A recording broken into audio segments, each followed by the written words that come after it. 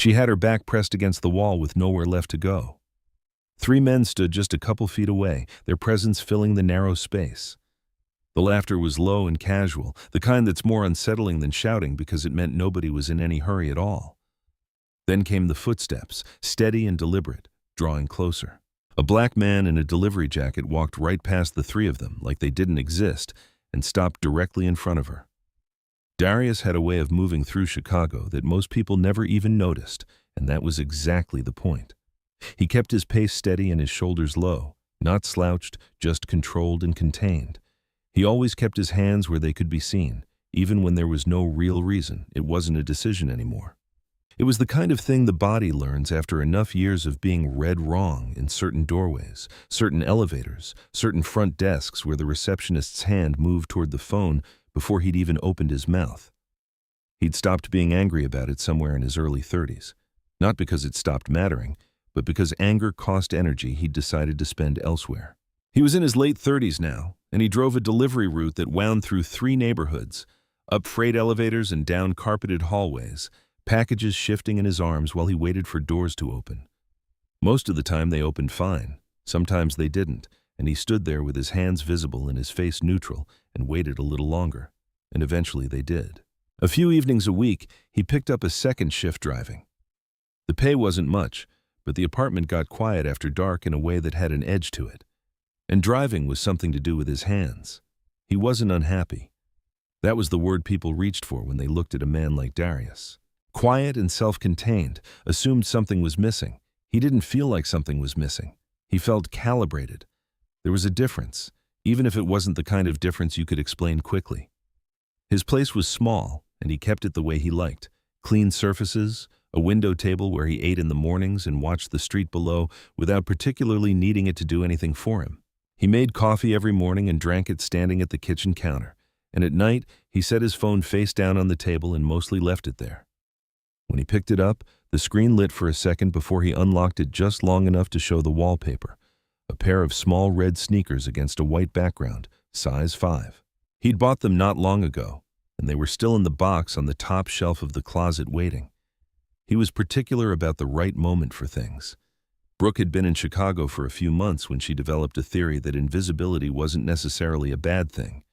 Back in the college town where she'd grown up and gone to school, she'd known the name of every barista within walking distance and could mentally map every block of downtown without closing her eyes. Chicago didn't work like that. Chicago was too large and too indifferent to be memorized, and for the first few weeks, that had made her feel like she was constantly arriving somewhere she hadn't been invited. Then she'd adjusted. She was good at adjusting. She worked evenings at a coffee shop called Fernwood, tucked between a dry cleaner and a tax office on a street that didn't attract much attention. And a few nights a week, her manager, Patty, let her close up alone in exchange for a few extra hours. It wasn't the kind of job Brooke had imagined herself in when she'd finished school, but it had a rhythm. And rhythm was what she'd learned to anchor herself to when everything else felt too wide open to hold on to. After closing, she walked home every time, even late, even in bad weather. The walk home with her earbuds in and a podcast running lately, a series on social psychology, the kind that broke down why ordinary people did and failed to do the right thing when it mattered. She found it fascinating the way she found a lot of things fascinating from the outside, as a system to understand, a pattern to trace. She walked with the particular alertness she'd developed over years of being told to be careful, and years of deciding she wasn't going to be afraid, which meant she was still careful, just quietly, without letting it govern her. That evening, she'd pulled her earbuds out about a block before the alley. Nothing she could point to exactly, a change in the quality of the sound coming from that direction. Voices at an irregular pitch, something that nagged at her attention without explaining why. She tucked the earbuds into her jacket pocket and kept walking. The alley was a shortcut she'd been using since her second week. It cut a few minutes off the walk home and opened onto a better-lit street. Old brick on both sides, narrow, a yellow light at the far end that buzzed faintly and threw long shadows down the center. She'd walked it so many times the details had stopped registering. She turned into it without breaking stride. 3 men were standing inside, late 20s, early 30s, average-looking, average clothes, positioned loosely near the middle of the alley, the way people position themselves when they've been somewhere long enough to feel it belongs to them. The kind of strangers you wouldn't look at twice on a train platform or in a grocery store line. Not alarming before anything happened, just men standing. One of them said something when Brooke passed, low, a little amused, aimed at his friends more than at her. She didn't catch the exact words. She did what she always did, kept her gaze forward, maintained her pace, counting the distance to the far end in her head. One of them stepped sideways, not fast, not aggressive, just into the middle of the path like he'd remembered something interesting about that particular spot. He was smiling when she looked up, an easy smile, the kind that made it hard to name what was wrong with it. "We're just talking," he said. Brooke stopped, not by choice. Her body made the calculation before she could because walking forward meant walking directly into him, and something in her chest had already registered that this was the kind of stop that was hard to recover from. She kept her voice flat. "I'm good." The one to her left drifted a half-step closer, unhurried, conversational. She became aware of a third person slightly behind her. She hadn't clocked him until now, and the geometry of the alley shifted in a way that had nothing to do with anyone moving much. "No rush," the first one said, still smiling. "You don't have to be in such a hurry." She moved left, he moved left. She angled right. One of the others was already there. None of it was fast. That was the thing nobody told you. The thing the podcasts hadn't captured and wouldn't because it was bodily and not intellectual. Fear didn't announce itself.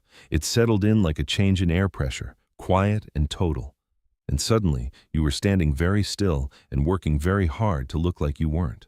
Two people passed the mouth of the alley. The first one didn't look in. The second one did. She saw him look in, saw him take in the scene, saw him make the decision, and then he was past the entrance and gone. Brooke kept her breathing even, kept running the geometry, kept thinking, find the gap, find the angle. Darius came around the corner onto that street at the end of his last delivery of the evening. He wasn't thinking about anything in particular. The coffee he'd make when he got home, whether the parking on his block was going to be a problem, the particular blankness that settled in behind his eyes toward the end of a long double shift. He was mostly just walking. He saw the alley as he came up on it, and he almost didn't stop. What made him stop was something he wouldn't be able to explain cleanly later. Not any single detail, but the whole picture at once. The young woman's stillness, the way the three men were arranged around her without quite touching her, the specific quality of laughter that exists only when more than one person is enjoying something that isn't funny, and the two people who had just walked past the entrance without slowing down. He stood there for a moment, long enough to take in the angles, the exits, the faces of the men and what those faces were doing. Long enough to run through everything he already knew about how this kind of moment could go for a man who looked like him. A camera appearing seconds after the context had already passed, a story that could be told without a single lie just by starting from the wrong place. He knew all of that. He'd known it for years. He'd built his whole way of moving through the world around knowing it. His hand went into his jacket pocket and rested against the face of his phone through the fabric. The screen was off. He didn't take it out. Then he walked into the alley. He kept the same pace walking in that he'd had walking on the street outside. That was deliberate. He'd learned a long time ago that the speed at which you entered a room or an alley told everyone inside something about why you were there, and he didn't want to tell them anything yet. The three men heard him before they saw him clearly. He watched the first one, the talker, the one with the easy smile, register the sound of footsteps and turn. The smile stayed on for a second after the eyes had already changed. "Hey!" The talker's voice shifted register, friendly in the way that meant the opposite. "You need something?" Darius didn't answer. He kept walking. "This doesn't involve you, man." One of the other's voice was flat, not quite a warning yet, but getting there. "Keep moving." He kept moving toward them, not away, still the same pace. There was something in that steadiness that the men hadn't expected, and he could see them recalculate. He wasn't running at them, wasn't raising his voice, wasn't doing anything that gave them a clean category to put him in. He was just a man who had decided to be somewhere and was going there. The talker took a half step forward. "I said this doesn't—" Darius stopped 2 steps from the edge of the group. He didn't look at the talker. He didn't look at any of them. He turned to Brooke. His voice came out the way he'd meant it to, ordinary, unhurried, the tone of someone who had spotted a person they knew across a crowded space and was covering the last bit of distance. "Sorry I'm late. You good?" Brooke had been running numbers in her head for the past little while, angles, gaps, the distance to the far end of the alley, and when the footsteps came from behind the group, she'd felt her chest tighten further before she'd even seen who it was. A fourth person was not a variable she'd been planning for. She looked up and saw a black man in a delivery jacket walking at a pace that somehow made him seem like the calmest thing in the alley. He stopped a few feet from the group. He didn't look at the three men at all. He looked directly at her. "Sorry I'm late. You good?" It took her less than a second to understand. Not who he was. She had no idea who he was, but what he was doing and what it required of her. She'd spent a few months in a city that ran on unspoken agreements between strangers, and this was one of them, and she knew her line. "Yeah," she said, "let's go." She stepped forward, and this time there was no one in the way. The thing about the talker's smile was that it needed a certain kind of situation to survive. It needed a girl alone and a clear edge and an audience that was going to keep walking. What it couldn't survive was this. The girl wasn't alone anymore. She had somewhere to be. She had someone who knew she was here. The whole architecture of the thing had been built around her being a stranger in that alley, and in the space of 6 words, she wasn't. The talker didn't move to stop them. Neither did the others. They stood there while Darius and Brooke walked past, and the silence that came off them was a different kind of silence than the kind they'd been manufacturing a minute ago. That one had been controlled. This one wasn't. Darius didn't look back. He walked at the same pace, and Brooke matched it, and they came out of the alley together into the slightly better-lit street beyond. There was a man standing near the alley entrance. He'd been there when Darius went in. He recognized him as the second person who had walked past, the one who'd looked through the entrance and kept moving. Now he was standing still. His phone was up. He wasn't filming the alley. He was filming Darius. The man's eyes tracked over him, the way Darius had seen eyes track over him in 100 different contexts, taking inventory, cross-referencing, arriving at something that felt like a conclusion before any evidence had been gathered. It was a look that Darius had stopped being surprised by a long time ago. It still cost something to receive it. A woman nearby in her 40s carrying a reusable grocery bag had clearly clocked the situation and moved toward Brooke. Her voice was the careful voice of someone trying to help. "Honey, are you okay?" She glanced at Brooke, then looked at Darius.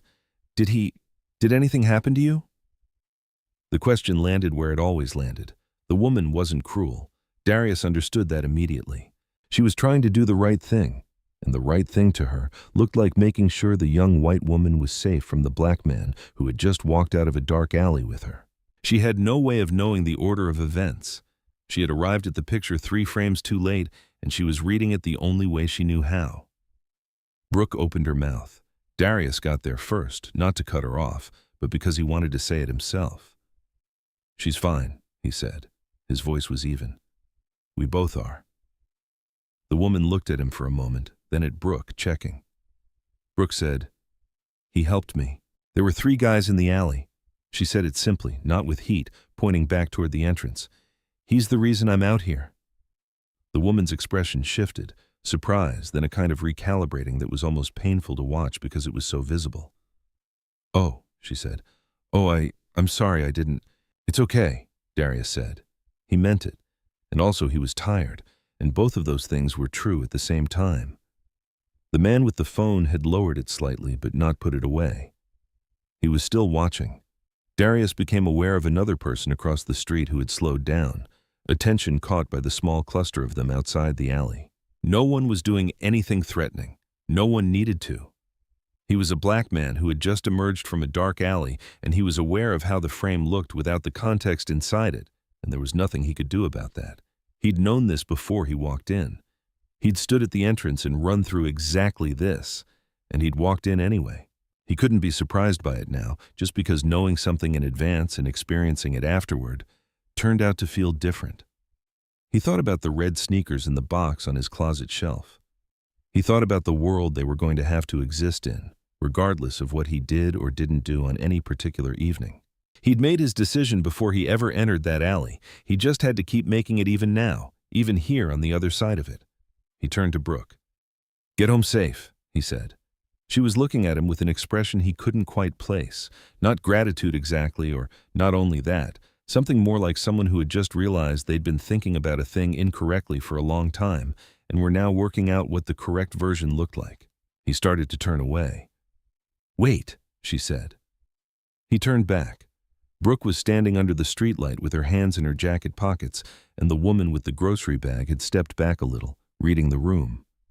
The man with the phone had finally put it away, though Darius couldn't tell whether that was a decision or just boredom. "You didn't have to do that," Brooke said. It wasn't an accusation. It also wasn't quite a thank you. It was something in between, the kind of thing you say when you're still processing what happened and you need to say something true while you work out the rest. Darius looked at her. "No," he said. "I didn't." Brooke let that sit for a moment. Around them, the street continued its indifferent business. A car passing, someone walking a dog half a block up, the city doing what it always did, which was carry on. "Other people saw," she said. "I watched them see it and they kept walking." "I know," Darius said. "I saw them too." Something in the directness of that shifted something in her. She'd expected maybe a deflection, modesty, or a pivot to how it wasn't a big deal. Instead, he just confirmed it. "Yes, I saw them see it, and I still went in." "Why?" she asked. "Why you and not them?" It was a fair question, and it deserved a straight answer. Darius had spent enough years giving careful, calibrated responses in difficult situations that he recognized when something was asking for the real version instead. He looked down the street for a moment, not to avoid the question, but to find the right place to start. "I've spent a long time," he said, "learning not to make myself a problem for other people, learning how to take up less space, how to not be the thing that makes a situation complicated." He wasn't looking for sympathy saying this. He was just locating the context. "And for a long time, I told myself that was smart, that was how you got through." Brooke was listening. Not saying anything, just listening, which he appreciated. "But there's a version of that," Darius continued, "where not making myself a problem just means I walk past the same things as everyone else. I see what they see, and I make the same choice they make. And at some point, those two things, keeping yourself safe and just not caring, they start to look identical from the outside." He'd never said this out loud to anyone. He wasn't sure why he was saying it now to a young woman he didn't know on a street corner late at night. Maybe because she'd asked it like she actually wanted to know. "I don't want to be somebody who's learned to look away," he said. "That's all." Brooke had a response forming, and then she didn't because something about the plainness of it had gotten in the way. She'd spent a few months listening to podcasts that explained human behavior and systems, diffusion of responsibility, bystander calculus, the social mathematics of intervention. She could describe tonight's events in those terms with some accuracy. She could tell someone exactly why the two people who'd walked past had walked past. The research supported it. The models held. What the models hadn't accounted for was this: a man who understood all the reasons to keep walking and had a history of reasons to keep walking, standing at the entrance to an alley, choosing not to. "Were you scared?" she asked. "Not of them? I mean, of what came after?" She glanced toward where the man with the phone had been standing. Darius considered it the way he considered most things, without rushing it. "Yeah," he said. "But you went in anyway." "Had to figure that part out in advance," he said. "If I'd waited until I wasn't scared to decide, I'd have kept walking." Brooke thought about the podcast she'd been listening to before she pulled her earbuds out. The episode had been about how people rationalize inaction, how the presence of others makes each individual feel less responsible, how everyone is waiting for someone else to go first, how the whole structure of public indifference is built not from cruelty, but from a series of individually reasonable-seeming decisions that add up to something that isn't reasonable at all. She'd found it interesting in the abstract. She'd walked into that alley thinking she understood it. She was revising that assessment. "There was a moment in there," she said, "where I told myself I was handling it, that I was going to find the gap and just walk out." She wasn't sure why she was telling him this, except that it felt dishonest not to. "I don't know if that was true or if I just needed to believe it." "Probably both," Darius said. "People can usually handle more than they think. Doesn't mean it's easier alone." Brooke looked at him. "That's a pretty specific thing to know." He almost smiled. Not quite, but close. "Years of being in situations other people didn't want to get involved in," he said. "You pick things up." The grocery bag woman had drifted away. At some point, Brooke registered the absence without having noticed the departure. The street was quieter now. The kind of quiet that settles when the edge has passed and the air is recalibrating. "What you said in there?" Brooke said. "Sorry I'm late. That was—" She shook her head, not finishing the sentence. "It was the thing most likely to work," Darius said. "Didn't need to be more complicated than that." "It wasn't just practical," Brooke said. "It changed what the situation was. It changed what I was in it." Darius looked at her. "I wasn't alone anymore," she said. That was the whole thing. Just not alone. He understood that she wasn't talking about the mechanics of the intervention. She was talking about something underneath it. The way the texture of a situation changes entirely when one person decides to stand on your side of it.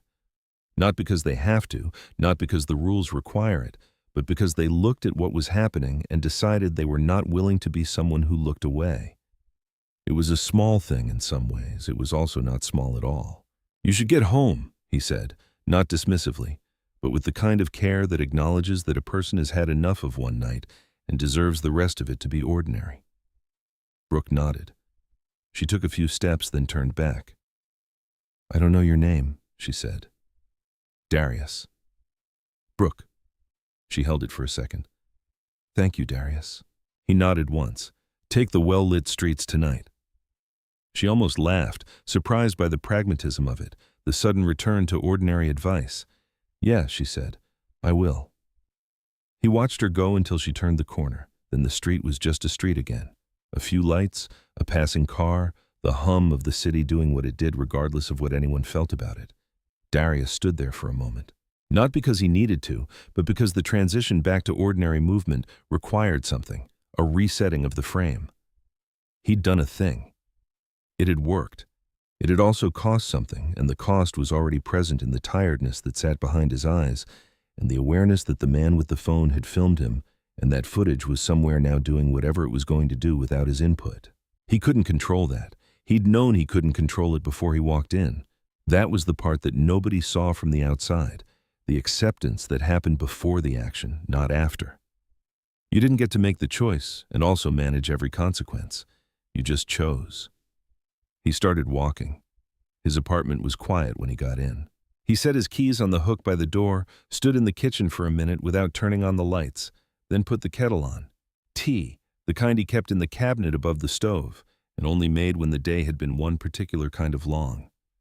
He sat at the table by the window while it steeped. The street below was mostly empty. One streetlight had been flickering for a while, and the city hadn't come to fix it yet. It blinked at irregular intervals, giving the block a slightly uncertain quality, like something that hadn't quite made up its mind. He picked up his phone from where he'd left it face down on the table. The screen lit up for a second before he unlocked it. The red sneakers, small and bright on a white background, size 5, still in the box on the shelf.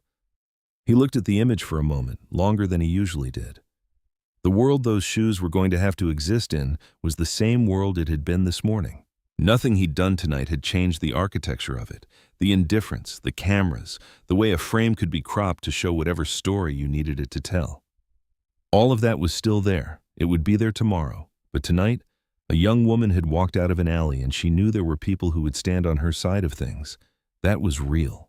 That was something that now existed that hadn't existed before. He'd put it there. He thought that was worth something. He thought it might be worth more than he'd be able to see. He set the phone down face up this time and drank his tea. The video the man with the phone had taken was a short clip. It started with Darius and Brooke walking out of the alley and ended when Brooke confirmed what had happened. The man who filmed it posted it without much expectation, a caption that said, "Only, this is what someone choosing to help looks like," and went to bed. It spread fast, getting shared thousands of times right away, and then considerably more as the day went on. The comments ran in every direction, the way comments always do. But the thing people kept returning to, the thing that made them share it rather than just watch and scroll, was not the confrontation itself. They'd seen confrontations before. What they kept watching was the moment Darius walked into the frame at the same unhurried pace and spoke to Brooke like she was someone he'd been meaning to reach for a while. The complete absence of performance in it, the way he hadn't needed anyone to see him do it. Darius didn't know the video existed until a coworker mentioned it soon after, pulling it up on his phone during a break. Darius watched the short clip in silence, handed the phone back, and didn't say much. He went back to his route.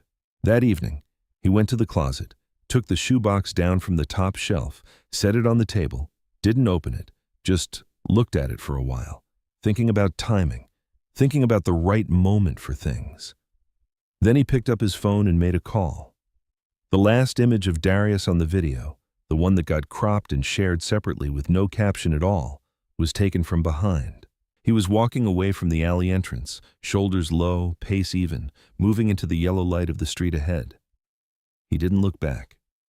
There was nothing performative about it, no awareness of being watched. He was just a man walking home after a long day, carrying what he'd chosen to carry, leaving the alley behind him like a thing that was finished. He didn't look back. He didn't need to. And that's the story of Darius. Not a hero in any headline sense of the word, not someone who trained for moments like that or sought them out, just a man who had spent most of his life learning when to be small, and on one particular evening decided that being small and looking away were no longer two different things. 6 words. That's all it took to change the entire shape of what was happening in that alley. Not a fight, not a scene, just, "Sorry I'm late. You good?" And suddenly, Brooke wasn't a stranger alone in the dark anymore. She was someone with a person on her side. The thing that keeps staying with me about this story is that Darius knew before he even walked in that he might be misread, that the camera might catch the wrong frame, that doing the right thing wasn't going to protect him from being seen as the wrong person. He knew all of that, and he walked in anyway because he'd already decided somewhere quiet and in advance that he didn't want to be someone who looked away. I think about that a lot. How the decision usually happens before the moment, not during it. By the time you're standing at the entrance to the alley, it's almost too late to decide who you want to be. You kind of already have to know. So I want to ask you something, and I mean it genuinely, not as a throwaway question at the end of a video, but something worth sitting with. Is there a moment in your life right now where you're standing at the entrance to someone's alley? Not a dramatic one necessarily. Maybe it's a conversation you've been walking past, a situation at work you've been not getting involved in, someone in your life who needs a person on their side, and you've been telling yourself it's not your place. What would it look like to say, "Sorry, I'm late. You good?" If this story meant something to you, share it with one person who you think needs to hear it today. And if you have a story like Darius's, a moment where someone showed up for you or where you showed up for someone else, I'd really love to hear it in the comments. Those stories matter more than people think. I'll see you in the next one. That night in the Chicago alley taught me something I'll carry with me for the rest of my life. Sometimes the bravest thing you can do isn't loud or dramatic. It's simply choosing not to look away when every instinct and every past experience tells you it would be safer to keep walking. Darius didn't rush in like a hero from the movies. He stood at the entrance for a few quiet seconds, knowing exactly how the story could be twisted against him, knowing a camera might catch only the wrong frame, knowing he might pay a price for caring. And still, he walked in. 6 simple words. "Sorry I'm late. You good?" were all it took to pull Brooke out of that terrifying moment and remind her she wasn't alone. What stayed with me most wasn't just the rescue. It was the quiet decision he made long before he ever reached that alley. He had already decided deep down that he refused to become the kind of person who learned to look away. That choice didn't come in the heat of the moment. It had been shaped over years of being misread, of making himself small to survive, and finally realizing that shrinking yourself to stay safe can slowly turn into shrinking your humanity. We all stand at the entrance of someone's alley sometimes. It might not look dramatic, no dark street, no immediate danger. It could be a friend who's struggling in silence, a coworker being treated unfairly, or even a stranger who just needs to know someone sees them. The question is the same. Will we walk past because it's easier? Or will we step in with a few honest words that say, "You're not alone"? If Darius's story touched something in your heart tonight, I'd love for you to share it with one person who needs to hear it. And tell me in the comments, have you ever been the one who stepped in, or the one who was grateful someone did? What's an alley you're standing in front of right now? Drop your thoughts below. If you're new here and stories like this move you, hit that subscribe button and turn on notifications so you never miss one. Together, let's keep reminding each other that small, brave choices still matter more than we know. I'll see you in the next one.